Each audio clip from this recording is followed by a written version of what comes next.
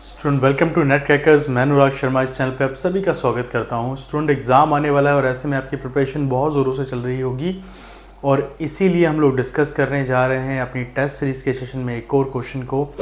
अब हमने जब बात की थी लास्ट टाइम तो हमने इंडियन पॉलिटिकल थॉट्स को पढ़ा था, उससे रिलेटेड क्वेश्चंस जो थे उनको समझा था और आज हम लोग बात करेंगे इंडियन फॉरेन पॉलिसी की। देखिए, इंडियन फॉरेन पॉलिसी अपने आप में बहुत डायनेमिक एस्पेक्ट्स को कंटेन करती है, तो ऐसे में वो सभी प्राइम मिनिस्टर्स जो अलग अलग समय पे रहे उनको पढ़ना और समझना आपके लिए बहुत ज़रूरी है। देखिए, इंडियन फॉरेन पॉलिसी के अगर पिछले 75 ईयर्स को हम लोग देखें तो हर एक प्राइम मिनिस्टर के टाइम के हिसाब से इंडियन फॉरेन पॉलिसी मोल्ड हुई। नेहरू जी के समय में बहुत मॉडरेट पॉलिसीज़ हम रखते थे। नेहरू जी की विचारधारा के अंदर नैम जैसे आइडियाज़ आते थे। Theory of neutrality I. Theory of neutrality को आप हिंदी में तटस्थता का सिद्धांत कहते हैं, जिसके हिसाब से ये कहा गया कि हम किसी भी पावर ब्लॉक यूएसए या यूएसएसआर का साथ ना देते हुए न्यूट्रल रहेंगे और सभी देशों के साथ साथ चलेंगे और अपनी तरक्की की तरफ ध्यान देंगे। अब अगर हम नैम की बात करें, नॉन अलाइनमेंट मूवमेंट जो आगे चला, तो धीरे धीरे एक समय ऐसा आया जब बहुत बड़े स्तर पर दुनिया में जितनी मेंबरशिप यूएन की थी लगभग उसके आसपास ही कंट्रीज़ नैम की विचारधारा के साथ जुड़ी।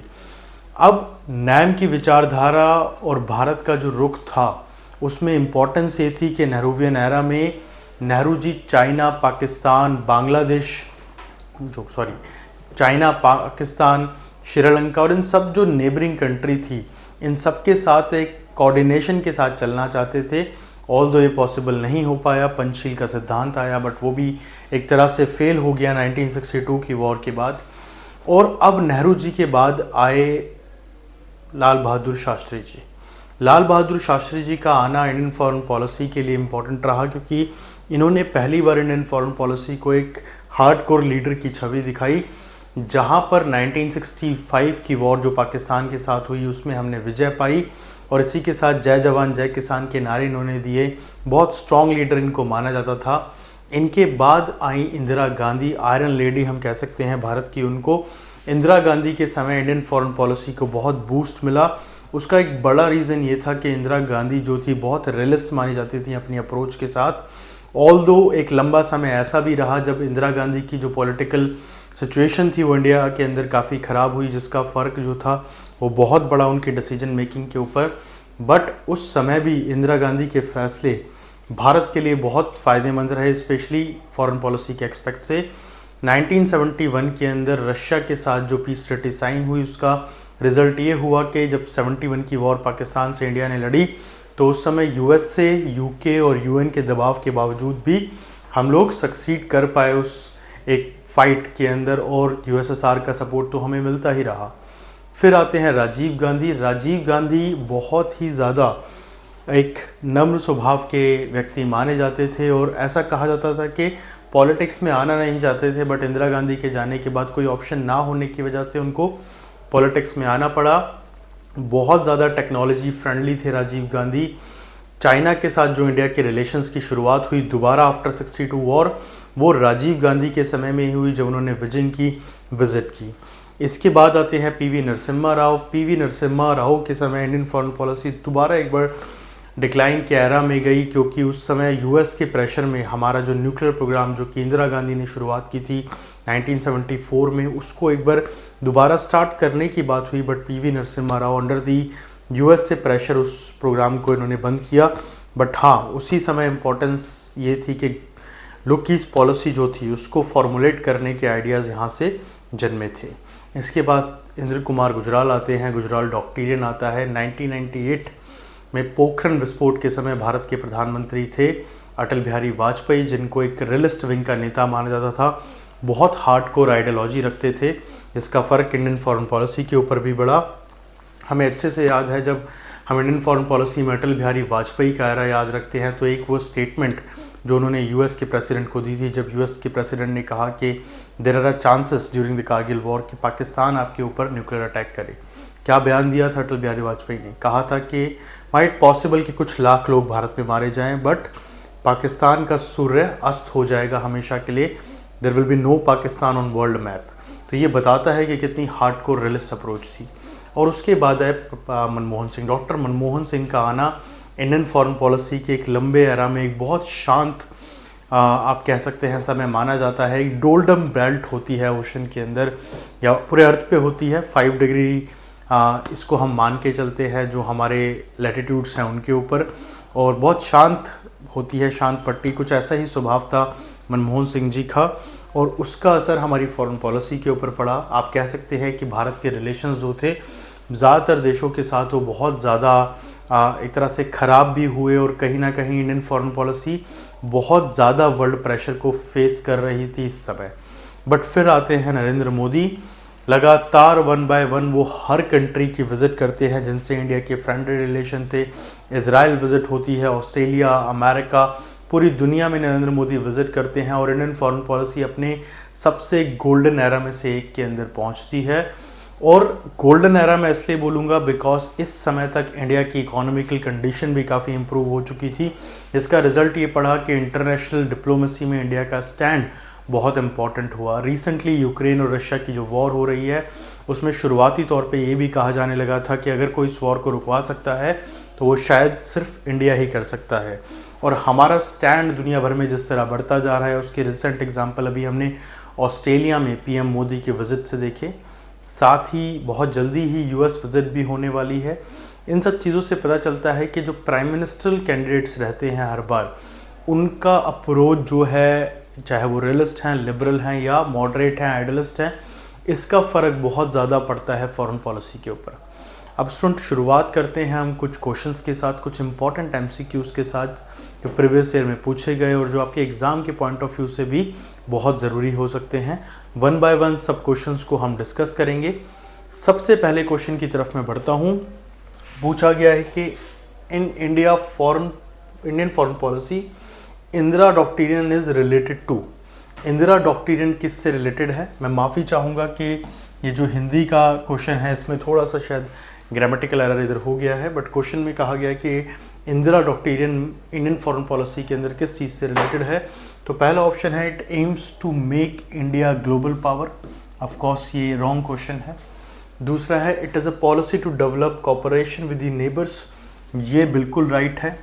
It equates India security with that of South Asia. Of course ये भी बिल्कुल सही ऑप्शन है। Any interference in the South Asian region will be considered as a threat to Indian security. No, this is the wrong answer. ठीक है, तो सही question के आंसर क्या हो गए? बी एंड सी। तो हमारा जो सही आंसर हुआ वो हो गया ऑप्शन नंबर सी। हिंदी वाले बच्चे भी देख सकते हैं इसको। इसका उद्देश्य भारत को वैश्विक शक्ति बनाना है। जी बिल्कुल गलत। यह पड़ोसी देशों के साथ सहयोग विकास की नीति थी। बिल्कुल सही। इंदिरा डॉक्ट्रिन को इसीलिए इम्पोर्टेंट माना गया। इसमें भारत की सुरक्षा दक्षिण एशिया के समक्ष प्रतिष्ठित की गई है। बिल्कुल सही। दक्षिण एशियन क्षेत्र में विकसित किसी भी हस्तक्षेप को भारत की सुरक्षा में खतरा समझा जाएगा, ये गलत। तो राइट आंसर है बी एंड सी। चलिए अब अगले क्वेश्चन की तरफ चलते हैं। अगला क्वेश्चन इंपॉर्टेंट होते हैं इस तरह के क्वेश्चन जहां डेट्स या फिर किसी ट्रीटी से आपसे क्वेश्चन पूछे जाते हैं। क्या कहा गया है? India is not a member of which multilateral export control regime. निम्नलिखित में से किस बहुउद्देशीय निर्यात नियंत्रण प्रणाली का भारत सदस्य नहीं है, हिस्सा नहीं है? अब देखिए, अब सारे ऑप्शन जो आपको दिए गए हैं, चाहे वो ऑस्ट्रेलियन ग्रुप की बात हो, MTCR की बात हो, इन सब से कई बार जब आपसे क्वेश्चन पूछे जाते हैं तो ये भी पूछा जाता है कि इनकी डेट्स क्या थी, वो भी याद रखना होता है। मेंबर कंट्रीज़ कितनी हैं, क्या इंडिया इसका हिस्सा है या नहीं है, और नहीं है तो किस एग्रीमेंट का हिस्सा है, कब बना, इस तरह के क्वेश्चन आपसे पूछे जाते हैं। तो सबसे पहले हम ऑस्ट्रेलियन ग्रुप की बात करते हैं। ऑफ कोर्स ये भी एक मल्टीलेटरल ग्रुप है। शुरुआत हुई थी 1985 के अंदर। बेसिकली एक्सपोर्ट इंपोर्ट इस तरह की जो चीज़ें हैं उन सबको कोऑर्डिनेट करने के लिए इस तरह की ग्रुपिंग होती है। 43 एक्टिव मेंबर हैं इसके और 2018 में भारत इसका हिस्सा बना। अब ये पॉइंट आपके लिए ज़रूरी होता है, कई बार पूछा जाता है कि कब इंडिया ने ज्वाइन करा, तो 2018 में ज्वाइन करा। एक्टिव मेंबर कितने हैं इस ग्रुप के? 43 मेंबर हैं। अगला ऑप्शन है हमारा missile technology control regime, MTCR। MTCR की अगर बात की जाए तो ये बेसिकली एक ग्लोबल एग्रीमेंट है जो कि मेक श्योर करता है कि जो मिसाइल टेक्नोलॉजी है उसको किस तरह से संभाला जाए।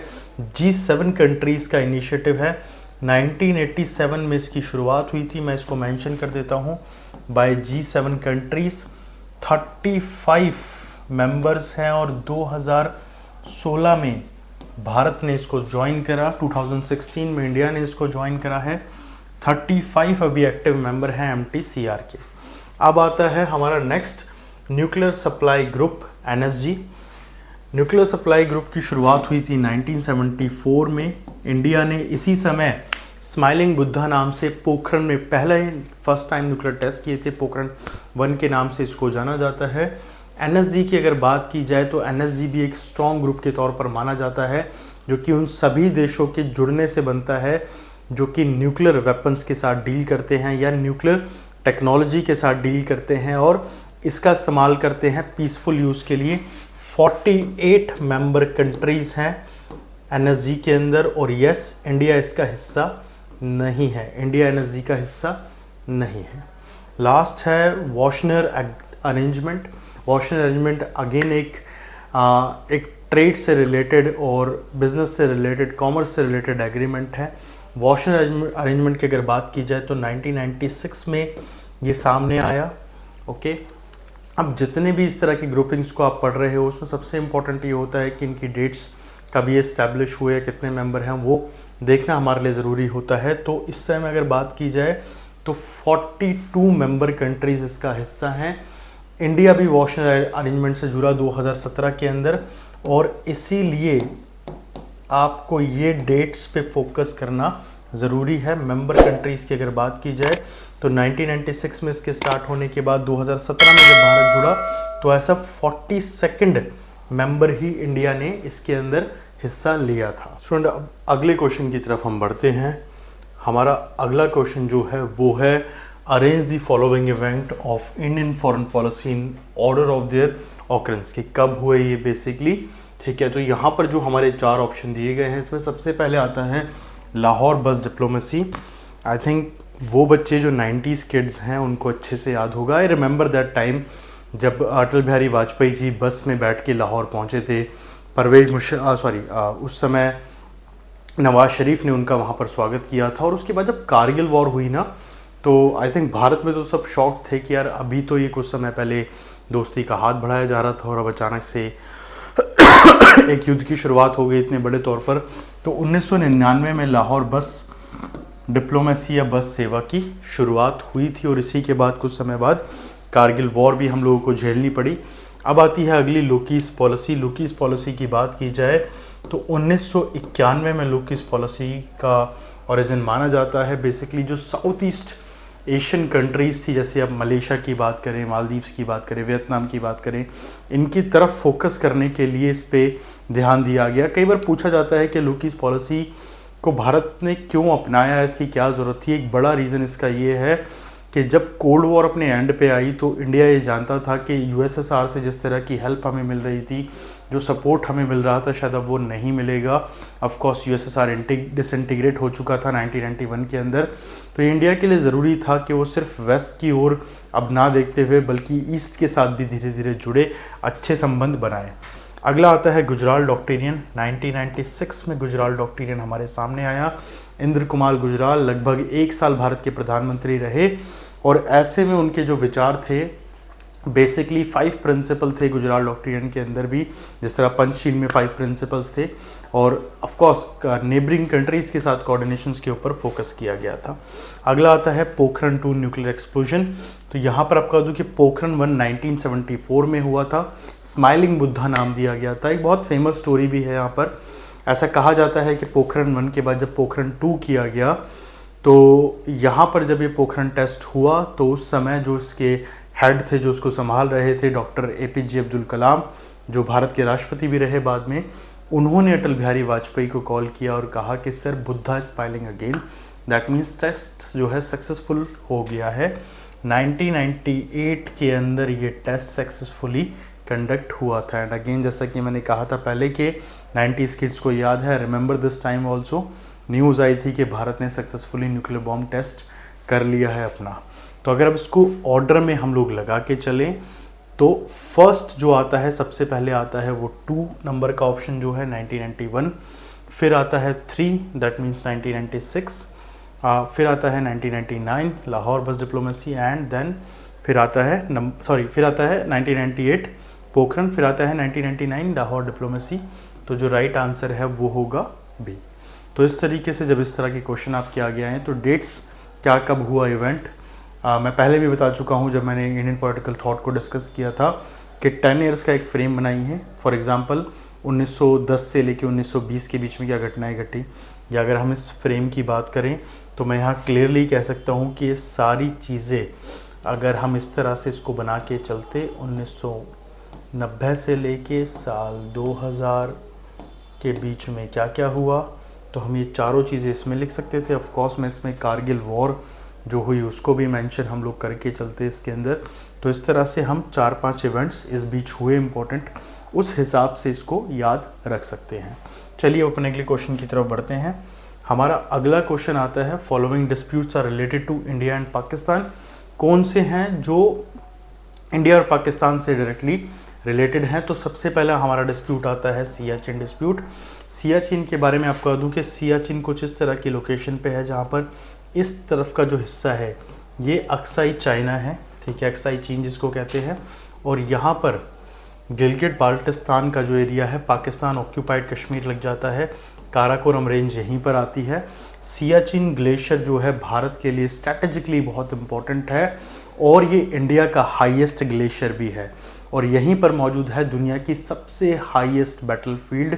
ऑपरेशन मेघदूत 1984 के अंदर चलाया गया था यहाँ पर, और सियाचिन ग्लेशियर की जो ये पोस्ट हैं सबसे हाईएस्ट, इनको पूरी तरीके से अपने अंडर इंडिया ने लिया था। इसके बाद आते हैं अगले डिस्प्यूट की ओर, सर क्रीक डिस्प्यूट। तो सर क्रीक डिस्प्यूट भी इंडिया के लिए बहुत इंपॉर्टेंट है। अप्रॉक्सीमेटली 96 किलोमीटर की जो एक वाटर स्ट्रिप है उसको लेके सर क्रीक डिस्प्यूट है।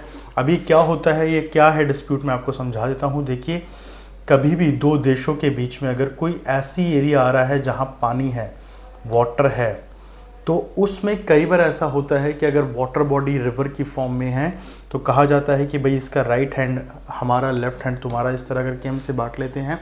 बट सर क्रीक जो जगह है वो रन ऑफ कच्छ के अंदर पड़ती है, जो इंडिया और पाकिस्तान दोनों के अंदर ही फैला हुआ है। तो यहाँ पर कहा गया था, अब यहाँ पर डिस्प्यूट बेसिकली है क्या, यहाँ पर डिस्प्यूट इस बात को लेकर है कि जब फ्लड आती है, जब बाढ़ आती है इस एरिया में, हाई टाइड आते हैं, तो कई बार इधर का हिस्सा कम हो जाता है, कई बार इधर का हिस्सा कम हो जाता है। तो कहा गया था कि पाकिस्तान ये कहता था कि अगर ऐसा डूबता है, कभी मान लीजिए डूबता है ये चीज़, ठीक है, तो जो इंडिया की साइड का हिस्सा कम होगा हम उसी को मान के चलेंगे कि हमारा हिस्सा वहाँ तक है फिर फाइनली। बट इंडिया ने कहा कि हम ऐसा नहीं मानेंगे, हम इसकी सेंट्रल पॉइंट को मान के चलेंगे। इस डिस्प्यूट को मैं बड़े तौर पर आगे डिस्कस करूँगा। जो इंटरनेशनल लाइन है, थॉगमे प्रिंसिपल है, उनका क्या रोल है यहाँ पे, उसको डिस्कस हम लोग यहाँ पर करेंगे। इसके बाद आता है हमारा अगला डिस्प्यूट जो कि है काला पानी डिस्प्यूट। उत्तराखंड के पिथौरागढ़ डिस्ट्रिक्ट के अंदर ये बसा हुआ है जगह जिसका नाम है काला पानी, और नेपाल इसको अपनी हिस्टोरिकल एंसेस्ट्रल जो है एक एरिया मानता है। इसका एक हिस्सा तिब्बत से, जो चाइना, अब चाइना ही हम उसको कहेंगे, चाइना से जुड़ता है, एक हिस्सा नेपाल से जुड़ता है, और नेपाल कहता है कि हिस्टोरिकली काला पानी जो जगह है वो हमारे एरिया के अंदर आती है। बट अभी आपको बता दूं कि इस पे इंडियन कंट्रोल है पूरी तरीके से। तो ये dispute is related to Nepal, not with the Pakistan. अगला जो डिस्प्यूट है हमारा ये है Dahagram dispute. Dahagram dispute is related to 3 Bigha corridor जो कि बांग्लादेश के साथ है इंडिया का। ऑल दो भी डिस्प्यूट लगभग सॉल्व हो चुका है, ठीक है। तो अब यहाँ पर जो राइट आंसर है वो है 1 और 2। पाकिस्तान के सिर्फ साथ हमारे 2 डिस्प्यूट हैं, एक तो है सियाचिन डिस्प्यूट और है सर क्रीक डिस्प्यूट। बाकी दोनों डिस्प्यूट एक नेपाल के साथ और दूसरा डिस्प्यूट एक हमारा बांग्लादेश के साथ है। चलिए अब अगले क्वेश्चन की ओर बढ़ते हैं। अगला क्वेश्चन आ रहा है हमारा, विच of the following agreement has concluded by India in its with its neighbour in the past 7 year. Okay, of course ये एक 10 ईयर्स का क्वेश्चन है, पुराना क्वेश्चन है, तो मैं 7 ईयर्स वाला पॉइंट हटा देता हूँ। रीसेंट की अगर बात की जाए तो 2 एग्रीमेंट हमारे सामने आते हैं। एक तो अफ़गानिस्तान से 2016 में हुआ, और नेपाल वाला एग्रीमेंट तो 2022 का ही एग्रीमेंट है हमारा, ठीक है। इसी के साथ साथ अगर चिटगांव पोर्ट, बेसिकली ये वर्ड है टीपोट जो वर्ड है वो है, और ये 2022 में हमारे सामने आया। ठीक है, मालदीव्स की जो पार्लियामेंट है ये बेसिकली इसको पाकिस्तान ने बनाया था। ठीक है, तो ये ऑप्शन टेक्निकली यहाँ पर गलत है। राइट आंसर जो है यहाँ पर वो होगा 1 और 2 ओनली। सिर्फ ये 2 एग्रीमेंट्स जो हैं हमारे रिसेंटली पिछले 7 सालों के अंदर हुए हैं। बाकी सारे जो एग्रीमेंट है, जैसे अगर चिटगांव पोर्ट वाले एग्रीमेंट की मैं बात करूं तो ये एग्रीमेंट एक पुराने से चलता हुआ एक एग्रीमेंट है जो फाइनलाइज हुआ है, तो इसको लास्ट 7 ईयर्स में नहीं काउंट किया जा सकता। बाकी जो हमारे दोनों एग्रीमेंट हैं वो रिसेंटली अभी कंडक्ट हुए हैं। अब आते हैं हम अपने अगले क्वेश्चन की तरफ, जो कि है बिम्स्टेक से। बिम्स्टेक बेसिकली अगेन एक ऐसी ऑर्गेनाइजेशन है या एक कॉर्पोरेशन है जो कि उन कंट्रीज़ को साथ में जोड़ती है जिनके पास पोर्ट्स हैं और ट्रेड के बेसिस पे, ट्रेड और कॉमर्स के बेसिस पे एक कंट्रीज़ म्यूचुअल बेनिफिट्स को शेयर करती हैं। अगर मेंबर्स की बात की जाए तो 7 मेंबर कंट्रीज़ जो है अभी इसका हिस्सा है। पूछा गया है कि कौन सी ऐसी कंट्री है which among the following countries are the member of BIMSTEC. तो जापान एंड साउथ कोरिया इसमें नहीं है, चाइना और पाकिस्तान भी इसका हिस्सा नहीं है। इंडिया, श्रीलंका, थाईलैंड, म्यांमार, इसके अलावा बांग्लादेश, भूटान, ये सब और नेपाल, ये कंट्रीज़ जो हैं इसकी मेंबर कंट्रीज़ हैं। तो जो राइट आंसर हमारा होगा वो होगा 2 और 3 ओनली। तो सी इज़ द राइट आंसर। देखिए, बिम्स्टेक और बाकी सारी ऑर्गेनाइजेशंस पे मैंने काफ़ी वीडियोस पहले बनाई हैं।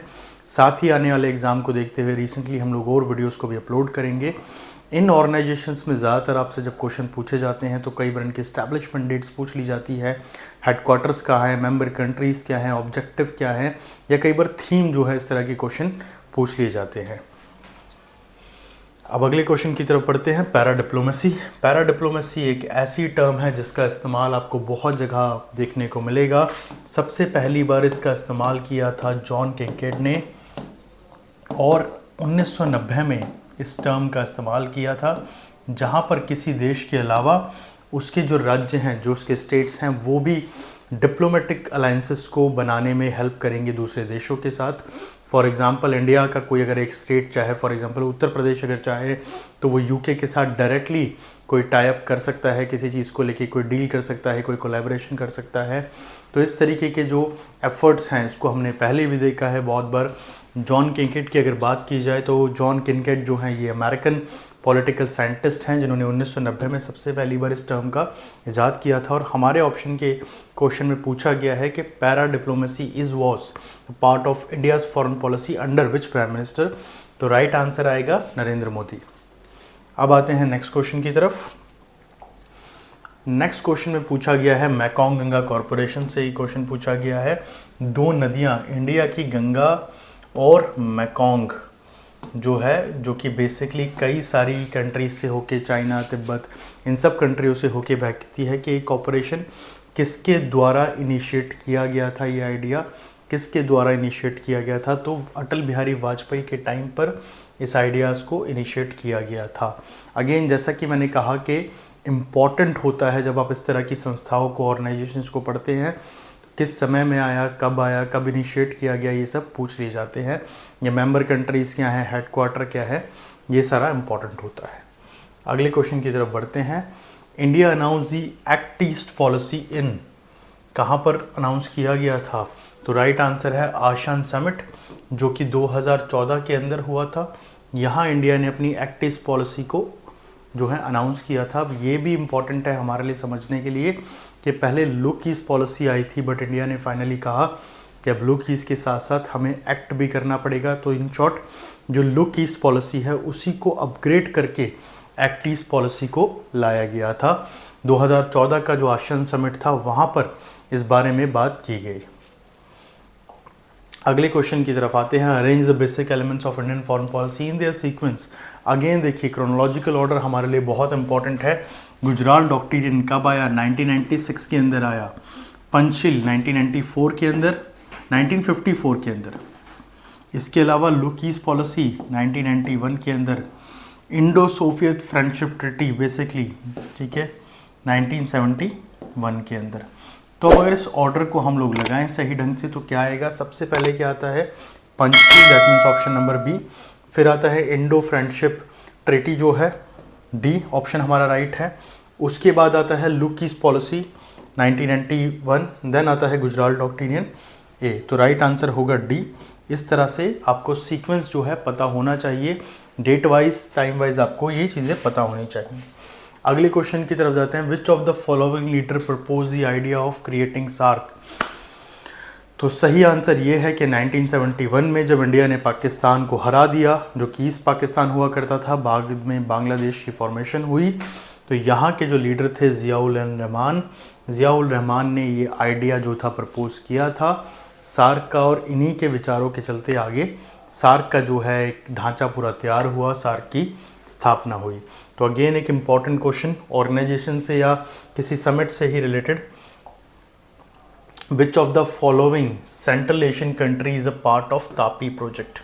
तो तापी प्रोजेक्ट एक प्रोजेक्ट है जहाँ पर एक पाइपलाइन को लाया जा रहा है, और कहाँ कहाँ से जुड़ी रहेगी, ईरान से जुड़ी रहेगी, इसके अलावा अफ़गानिस्तान, पाकिस्तान का एरिया जो है पीओके का, वहाँ से ये निकल के इंडिया तक आनी है। इसमें तजाकिस्तान भी शामिल है और अफ़गानिस्तान, जैसा कि मैंने कहा, ठीक है, सॉरी तुर्कमेनिस्तान भी शामिल है, ठीक है। तो ये 4 कंट्रीज, तुर्कमेनिस्तान, ईरान इसमें हिस्सा है, अफ़गानिस्तान, पाकिस्तान और इंडिया आएगी, ठीक है ये। तो इसमें राइट आंसर होगा बी, तुर्कमेनिस्तान जो है वो सही आंसर होगा। अगला question, which of the following policy of no first use declared in India, declared by India, which was the, okay, अब विच वॉज बेसिकली ईयर के लिए लिखा गया है, कब ये आया। तो आफ्टर दी 1998 न्यूक्लियर टेस्ट, 1998 का जो न्यूक्लियर टेस्ट इंडिया ने किया पोखरण 2 जिसको हम लोग बोलते हैं, इसके बाद आई, बिफोर आई, इससे पहले आई, या 74 के टेस्ट के पहले आई या बाद में आई, ये क्वेश्चन पूछा गया है। तो जो राइट आंसर है वो ये है कि इस पॉलिसी की बात हम लोगों ने 2003 के आसपास की। ऑल्दो आपको इस तरह की चीज़ें देखने को मिलेंगी कि नरसिम्हा राव ने नैम के मंच पे बोला था कि जो हमारे हथियार हैं, न्यूक्लियर वेपन्स जो हम लोग बना रहे हैं, क्योंकि 74 में हम टेस्ट कर चुके थे कि न्यूक्लियर टेक्नोलॉजी का इस्तेमाल सिर्फ और सिर्फ इंडिया पीस के लिए करना चाहता है, और उसके बाद काउंटर किया था परवेज़ मुशर्रफ को भी अटल बिहारी वाजपेयी ने, और यहाँ तक कि उस समय नेल्सन मंडेला ने भी कश्मीर के इशू को लेके काफ़ी कुछ बोला था। तब भी अटल बिहारी वाजपेयी ने बात क्लियरली बोली थी कि हमारा जो न्यूक्लियर वेपन है वो सिर्फ और सिर्फ हमारी प्रोटेक्शन के लिए है।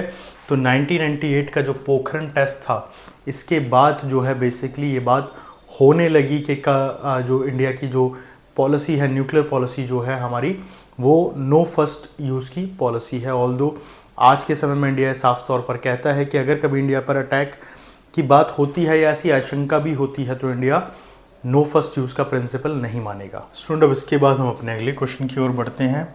हमारा अगला क्वेश्चन है, where is the 13th BRICS summit was held. तो ये 13वां ब्रिक्स समिट हुआ था भारत के अंदर, बेसिकली वर्चुअली भारत से प्रधानमंत्री मोदी जी ने इसको संबोधित किया था 13 ब्रिक्स समिट को। तो बेसिकली अगर ब्रिक्स की बात की जाए तो इससे भी आपसे क्वेश्चन आते हैं। ब्रिक्स की फुल फॉर्म इम्पॉर्टेंट है, Brazil, Russia, India, China, South Africa. बीच में ऐसा भी हुआ था कि साउथ अफ्रीका ने एग्जिट किया था तो ये ब्रिक हो गया था, अब दोबारा से ब्रिक्स बन चुका है। इस बार आपसे क्वेश्चन जब इस तरह के कई बार आते हैं तो अगेन जैसा कि मैं कहूँगा एस्टैब्लिशमेंट को लेकर ऑब्जेक्टिव पे भी क्वेश्चन आपसे पूछ लिए जाते हैं। अगला क्वेश्चन इम्पॉर्टेंट है, इंडस वाटर ट्रीटी क्या है। 1960 के दशक में इंडस वाटर ट्रीटी हमारे सामने आई। जवाहरलाल नेहरू जो भारत के प्राइम मिनिस्टर थे उस समय, और आयूब खान के बीच में ये बेसिकली ट्रीटी हुई, और कहा गया कि जो ईस्टर्न रिवर्स हैं उनको भारत को कंट्रोल करने दिया जाएगा, बट जो वेस्टर्न रिवर्स हैं, इंडस ट्रिब्यूटरीज जो हैं, वो सीधा पाकिस्तान आ सकती हैं और पाकिस्तान उनके पानी का इस्तेमाल कर सकता है। तो चेनाब, रावी और ब्यास पहला ऑप्शन है, दूसरा रावी, ब्यास और सतलुज, तीसरा है ब्यास, सतलुज और झेलम, फिर है रावी, चेनाब और झेलम। इनमें से कौन सी जो नदी है उसका पानी डायरेक्टली जो है इस्तेमाल कर सकता है पाकिस्तान, इस पर क्वेश्चन था। और इंडिया को क्या मिला है, तो जो रावी, ब्यास और सतलुज है इसके ऊपर इंडिया डैम बना सकता है। अब यहाँ पर इम्पॉर्टेंट पॉइंट ये भी है आप लोगों के लिए कि जो झेलम रिवर है और जो चेनाब रिवर है इसके ऊपर भी इंडिया कोई ना कोई कंस्ट्रक्शन काम करता रहता है। झेलम के ऊपर ऑलरेडी इंडिया ने 2 प्रोजेक्ट्स बनाए हैं, एक है बगलीहार और एक है सलाल प्रोजेक्ट, जिनको लेके पाकिस्तान ने ये कहा है इंटरनेशनल कोर्ट ऑफ जस्टिस में कि इंडिया ने ट्रीटी को तोड़ा है, और इसलिए झेलम के ऊपर इन बने हुए डैम्स को लेके पाकिस्तान इस मुद्दे को इंटरनेशनल कोर्ट ऑफ जस्टिस में भी लेके गया है कि इंडिया ने एक ट्रिब्यूटरी जो थी उसको तोड़ा है। कई बार हम सुनते हैं जब ये आता है कि चाइना बोलता है कि हम ब्रह्मपुत्रा को पूरी तरह रोक देंगे, तो इंडिया जवाब में क्या कहता है कि फिर हम पाकिस्तान को प्यासा मार देंगे। And this is true. अगर इंडिया इन 5 रिवर्स को कंट्रोल कर ले, ठीक है, इंक्लूडिंग दी इंडस, तो ऐसी कंडीशन में जो पानी की सप्लाई है पाकिस्तान में फ्रेश वाटर की, वो इतनी ज़्यादा टेम्पर हो जाएगी कि पाकिस्तान में भूखों मरने के हालात खड़े हो जाएंगे। अगला question, which treaty has signed in India. तो ये क्वेश्चन एक्चुअली गलत है, यहाँ पर बाय होना चाहिए था, नॉट इन इंडिया। तो सबसे पहले एनपीटी की हम बात करते हैं। नॉन प्रोलिफरेशन ट्रीटी 1970 के अंदर आई एनपीटी, और एनपीटी के लिए कहा गया कि वो सभी देश जिनके पास न्यूक्लियर बॉम्ब नहीं है अभी तक, वो न्यूक्लियर बॉम्ब नहीं बनाएंगे आगे चलकर। ये बात कही जाए, इंडिया ने कहा कि नहीं, ऐसा नहीं होगा, ठीक है। इंडिया ने इसको साइन करने से क्लियरली मना कर दिया। फिर आई सीटीबीटी। सीटीबीटी में भी कॉम्प्रिहेंसिव टेस्ट बैंड ट्रीटी इसको नाम दिया जाता है। इसके अंदर कहा गया कि ग्राउंड के ऊपर, एटमॉस्फेयर के अंदर, वाटर के अंदर कहीं पर भी आप टेस्ट नहीं करेंगे। इंडिया ने इस ट्रीटी के लिए भी कहा tata bye bye. Last I PTBT. PTBT basically CTBT का ही एक और पार्ट था। इसमें भी यही कहा गया कि कोई भी टेरिटरी, चाहे वो ग्राउंड हो, इंटरनल अंदर हो, ऊपर हो, आउटर स्पेस हो, कहीं पर टेस्ट नहीं करोगे। इंडिया ने कहा कि हम ये भी नहीं मानेंगे, बट इंडिया इस चीज़ को लेकर एग्री है कि हम अब कोई न्यूक्लियर टेस्ट नहीं करने जा रहे हैं। तो इस चीज़ पे कई बार क्वेश्चन आते हैं, क्या इंडिया पीटीबीटी को मानता है। तो हम कह सकते हैं कि टेक्निकली इंडिया पहली 2 ट्रीटी को पूरी तरीके से मना करता है, बट पीटीबीटी की जो एप्लीकेशन है इस पे इंडिया काफ़ी हद तक एग्री है। और आने वाले समय में हम देख सकते हैं कि जो पीटीबीटी है उसको लेके इंडिया अपनी क्लियर ऑब्जेक्टिव्स दे सकता है, बिकॉज पीटीबीटी में कई सारी रिविजन्स की बात इंडिया ने बहुत बार आगे रखी है। तो यहाँ पर अगर टेक्निकली देखा जाए तो इसके ऑप्शंस के हिसाब से मैं देखूँ तो only 3 is the right answer. Where did China test a nuclear bomb. First nuclear bomb China ने कहाँ टेस्ट किया, तो राइट आंसर क्या है, लूपनोर। लूपनोर एक जगह है जो लूप लेक के पास है और एक डेजर्टेड एरिया हो चुका है अब पूरी तरीके से। चाइना ने यहाँ पर टेस्ट किए थे न्यूक्लियर बॉम्ब्स कई सारे, और उसके बाद फाइनली अभी एरिया पूरा डेजर्टेड माना जाता है। 1964 के अंदर चाइना ने अपना यहाँ पर टेस्ट किया था न्यूक्लियर बॉम्ब, और उसके बाद से अब तक ये साइट जो है पूरी तरीके से एनक्लोज्ड है, यहाँ पर लोगों का जाना अलाउड नहीं है। इंडिया के पोखरन की तरह ही कुछ लूपनोर का जो है इलाका माना जाता है। इसके बाद अगला आता है Shimla agreement has been signed with the heads of which 2 countries. तो शिमला एग्रीमेंट के लिए सबसे पहला क्वेश्चन तो ये है कि एग्रीमेंट हुआ कब। तो ये एग्रीमेंट हुआ 1972 के अंदर, और उस समय 2 नेता इंडिया की तरफ से इंदिरा गांधी और वहाँ से जुल्फ़िकार अली भुट्टो शिमला में मिलते हैं और शिमला समझौते को साइन करते हैं। अगला question, when did India become an active member of G77। तो इस क्वेश्चन पे काफ़ी डाउट्स हमेशा रहते हैं बच्चों को। G77 डेवलपिंग कंट्रीज़ का एक ग्रुप है। अगर इसकी बात की जाए तो 1964 में इसकी शुरुआत हुई थी, और उसी समय इंडिया इसके साथ एक्टिवली जुड़ गया था। ऑल्दो आपको बहुत सारी वेबसाइट्स के ऊपर डेटा मिलेगा कि इंडिया ने इसका जो हिस्सा है इंडिया वो 79 के आसपास बना, but the right answer is 1964। अगले ऑप्शन पे जाते हैं, which of the following is not a member of G8 countries. तो G8 कंट्रीज़ की अगर बात की जाए तो ये आपके लिए समझना बहुत ज़रूरी है कि 1975 में G6 कंट्रीज़ की सबसे पहली बार शुरुआत हुई थी। आगे चलकर इन G6 कंट्रीज़ के साथ कनाडा जुड़ गया और रशिया जुड़ गया, तो ये G8 हो गई। बट 2014 के अंदर रशिया को आफ्टर द क्रीमियन ऑक्यूपेशन उसको निकाल दिया गया यहाँ से पूरी तरीके से बाहर। तो अभी दोबारा से 7 कंट्रीज़ में कन्वर्ट हो गई हैं। आपसे पूछा गया है कि which is not a member of G8 countries, तो चाइना जो है G8 कंट्रीज़ का मेंबर नहीं है। स्टूडेंट, ये थी इंडियन फॉरेन पॉलिसी के ऊपर हमारी वीडियो। कुछ इंपॉर्टेंट क्वेश्चंस को हमने डिस्कस किया, साथ ही टॉपिक्स को भी हम टाइम टू टाइम डिस्कस करते रहेंगे। आप लोग चैनल के साथ जुड़े रहिए और कमेंट में हमें ज़रूर लिखिए कि किस तरह के क्वेश्चंस आप अभी फेस कर रहे हैं, या कोई ऐसा क्वेश्चन जिसका आंसर आप नहीं ढूंढ पा रहे हैं, सब हमें ज़रूर बताइए कमेंट्स के अंदर। साथ ही हमारे ऑनलाइन बैचेस के लिए जो कि चल रहे हैं दिसंबर 23 के एग्ज़ाम के लिए ऑलरेडी स्टार्ट हो चुके हैं, आप उनको ज्वाइन कर सकते हैं, या हमारी ऑफलाइन क्लासेस जो दिल्ली में होती हैं आप उनके साथ भी जुड़ सकते हैं। अपनी बाकी किसी भी इंक्वायरी के लिए नीचे दिए गए नंबर पे आप हमें कॉल या मैसेज कर सकते हैं। धन्यवाद दोस्तों।